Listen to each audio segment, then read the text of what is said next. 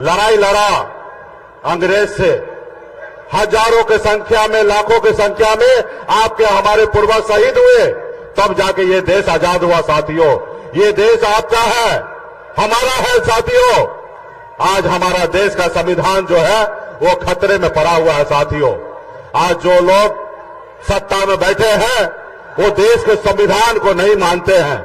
आज देखिए, दो मुख्यमंत्री को जेल में डाल दिया गया है, बनी हुई सरकार को गिरा देता है, बने हुए विधायक को खरीद लेता है, सांसद को खरीद लेता है। आप बताइए, इसको कहते हैं लोकतंत्र? जनता मालिक है साथियों। आपने जिस विधायक को जिताया, आपने जिस सांसद को जिताया, आप बताइए, किसी के पास पैसा आ गया तो क्या वो खरीद लेगा? क्या ये लोकतंत्र है? क्या इसमें आपका अपमान नहीं है? क्योंकि जनता मालिक है साथियों। बाबा साहब भीमराव अंबेडकर ने हमें जो संविधान बनाया है, आज उसी के दम पर मैं आज एक मल्ला का बेटा सीना चौड़ा करके आपके सामने में अपनी बात को रखने का अगर हैसियत रखता है तो ये बाबा साहब भीमराव अंबेडकर का दिया हुआ संविधान है साथियों। इसलिए साथियों, आपका आने वाला पीढ़ी अगर सर ऊंचा करके अगर बात करने का लायक रहे तो इसके लिए आप हमको संविधान को बचाना है साथियों, संविधान को बचाना है साथियों। आज देखिए, ऐसे लोग हैं कि किस तरीके से देश को कब्जा करते जा रहा है, किस तरीके से धंधा लो और चंदा मुझे दो, अगर चंदा नहीं दोगे तो जेल डाल दूंगा। इसलिए साथियों, आने वाला समय में बहुत बड़ी लड़ाई है। लोग कहते हैं ना, अपने दिल से जानो पराये दिल का हाल। मैं एक गरीब मछुआरा परिवार में जन्म लिया, ऐसा गरीब परिवार में जन्म लिया जहां अगर एक रोज पिताजी मछली ना मारे तो दूसरे रोज घर पे खाना नहीं बनता। इतने गरीब घर में मैंने जन्म लिया, लेकिन मैंने 18 साल की उम्र में गांव को छोड़कर बंबई जैसे शहर चला गया, वहां मेहनत किया, मजदूरी किया। 900 रुपया महीने पे नौकरी करता था, 30 रुपया रोज पे मजदूरी करता था, लेकिन मेहनत के दम पर बंबई जैसे शहर में मैंने कामयाबी का झंडा गाड़ा। उसके बाद मैंने देखा लोग चांद पे घर बनाने के लिए सोच रहा है, लेकिन आज भी हमारे लोगों के लिए इस धरती पर रहने के लिए घर नहीं है। मैंने बंबई का ऐशो-आराम जिंदगी को छोड़कर 10 साल से बिहार में मैं संघर्ष कर रहा हूं, लड़ाई लड़ रहा हूं साथियों। आप सभी ने देखा 2020 में हमारी पार्टी ने हमने 4 विधायक बनाया और बिहार में अपने दम पर मैं मंत्री बना और हमारे सहयोग से बिहार में सरकार बना। अगर हम समर्थन नहीं देते तो बिहार में सरकार नीतीश कुमार का नहीं बनता और बिहार का मुख्यमंत्री नीतीश कुमार नहीं बनता। लेकिन क्या हुआ, आपने देखा कि गरीब मछुआरा का बेटा, मल्ला को बेटा को कैसे उनका विधायक को खरीद लिया, कैसे हमें सरकार से बाहर कर दिया, जो सरकार हमने बनाया था। तो इसलिए साथियों, ये नहीं चाहता कि कोई गरीब का बेटा सर ऊंचा करके अपनी बात को रखे। ये चाहता है कि हर गरीब का बेटा, पिछड़ा का बेटा, दलित का बेटा इनका गुलाम बना हुआ रहे। तो इसलिए साथियों, हमें आजादी की लड़ाई लड़ना है। आने वाले समय में फिर से हम आप लोगों के बीच में आएंगे।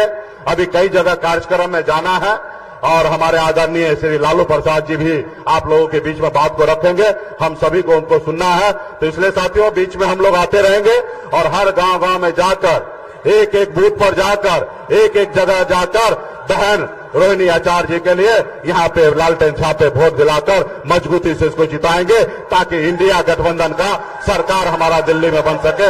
इसके लिए बहुत बहुत धन्यवाद सभी साथी को।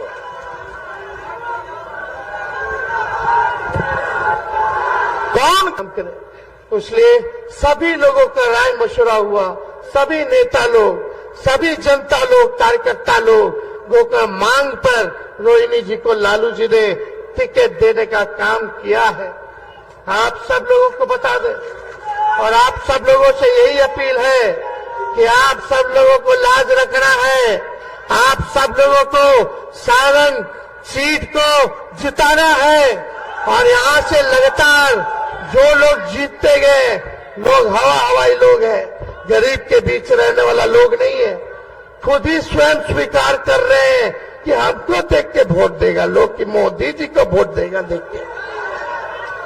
खुद स्वीकार कर रहे हैं कि वो लायक नहीं है। जब कहा तरह के मोदी जी के लोग देख के वोट करी कि हमारा रूडी जी के, जब रूडी जी बोल रहे हैं, यानी खुद ही के मान रहे कि वो सक्षम उम्मीदवार नहीं है।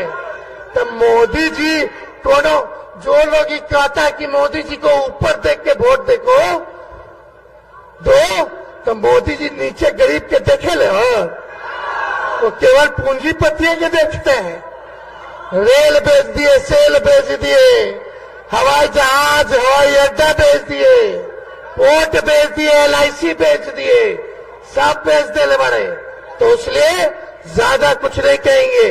लालू जी का, राहुल जी का, येचुरी जी, डी राजा जी, शरद पवार जी का, उद्धव ठाकरे जी का, केजरीवाल जी का, हेमंत सोरेन जी का, स्टालिन जी का, हम सब विपक्ष का सरकार बनेगा तो तेजस्वी ने 5 लाख बिहार में नौकरी दिया और 3 लाख नौकरी का व्यवस्था करके आ गए।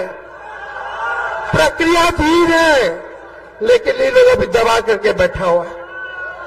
सब विभाग में नौकरी निकलवा करके आए हम। 5 लाख नियुक्ति पत्र दिलवाए तो चाचा जी पलट गए तो 3 लाख और करा करके आए। बाकी है वो भी निकालना है, हम लोग लड़ेंगे, वो भी निकलवाएंगे। लेकिन इंडिया की सरकार बनेगी तो 15 अगस्त को बेरोजगारी से आजादी आप लोगों को दिलाने का काम करेंगे। पूरे देश भर में आने वाला 15 अगस्त से 1 करोड़ नौजवानों को सरकारी नौकरी हम लोग दिलवाने का काम करेंगे। अगली वीर योजना को समाप्त करेंगे। पहले जैसे बहाली होती थी वैसे ही बहाली हुई। 4 साल के कोई ठेका पर हो, 18 साल में ज्वाइन करा, 22 साल में रिटायर कर जाए, मुझो ना आयल की रिटायर हो जाइए। जो भारत मां की रक्षा करना चाहते हैं, जो सेवा करना चाहते हैं,